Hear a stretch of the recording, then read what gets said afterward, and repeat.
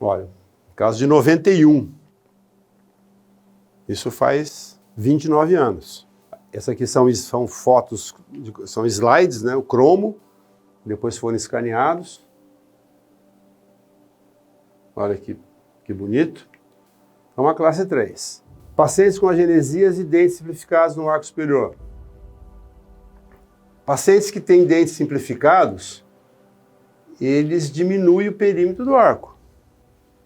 Dentes simplificados necessitam ser reanatomizados. Concordam comigo?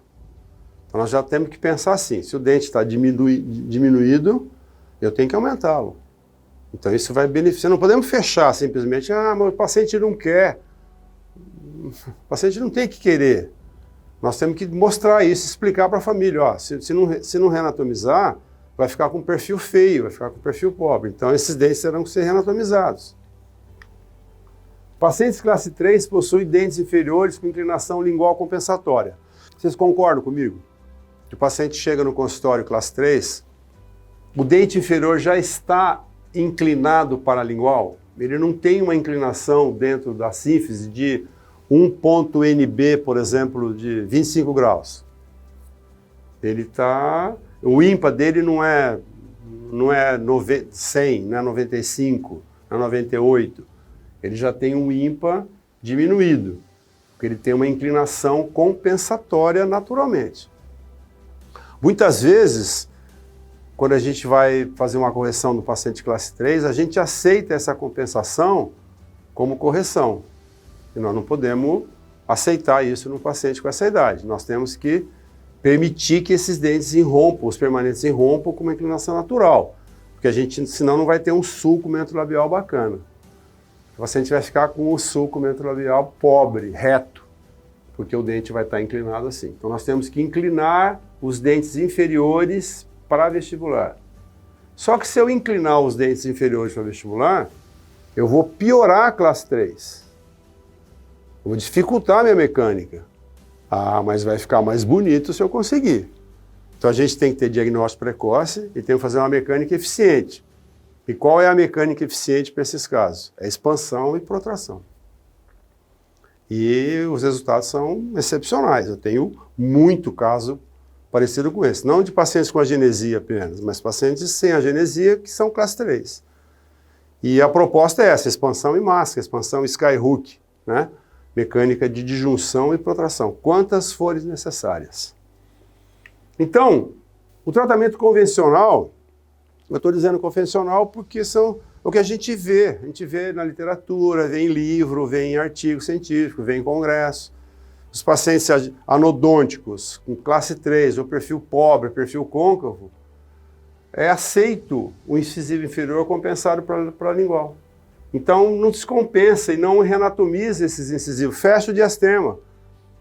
Considera que o fechamento de diastema vai ajudar na correção na classe 3. De fato, isso é verdade, isso facilita a mecânica, mas fica feio. Então a gente não pode aceitar a compensação e não pode usar o diastema como fechamento de espaço, diminuição do perímetro inferior, para facilitar a correção na classe 3. Ela ficará mais fácil, mas o resultado será pior. Então aceita-se a compensação como fator de correção. O fechamento de espaço e a não reanatomização diminui o perímetro do órgão inferior. Os incisivos ficarão posicionados paralingual. Isso é ótimo para fazer mecânica, para corrigir a classe 3, mas é péssimo para a face do paciente. Vocês estão me entendendo? É assim que a maioria dos casos são feitos. São fechados o inferior. Não pode, a gente tem que desincliná-lo para vestibular, piorando a relação de classe 3.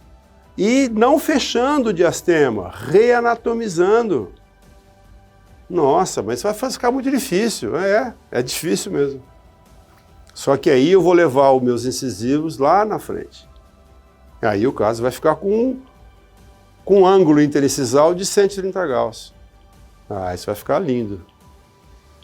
Agora, se eu fechar, se eu aceitar a compensação como fator de correção e fechar o diastema, eu levo isso para trás. Aí eu afundo o perfil. Fica mais fácil a mecânica, mas fica mais feio o paciente. Então, esse procedimento que eu estou dizendo aqui facilita a correção, mas prejudica o resultado estético do sorriso. Então, nós não devemos fazer assim. Nós não devemos fechar o diastema e não devemos aceitar a inclinação lingual como fator de correção. Nós devemos desinclinar esses dentes, piorar a classe 3, não fechar o diastema, reanatomizar e levar o superior lá na frente. Aí assim nós teremos um caso bonito.